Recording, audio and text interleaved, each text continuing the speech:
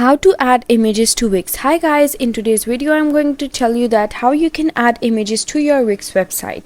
So the process is very easy. You just have to follow me step by step and let's dive into the process without wasting any time.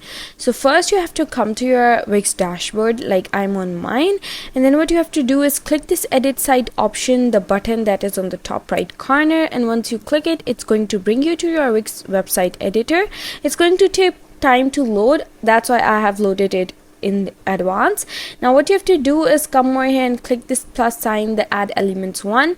Once you click it, here you can see that there's this option of image. Here you can upload and import any image that you want, or you can use free images from Wix or free Wix illustrations if you want. And once you click any image like this one, I'm going to click this one and it's going to just add it to my Wix website.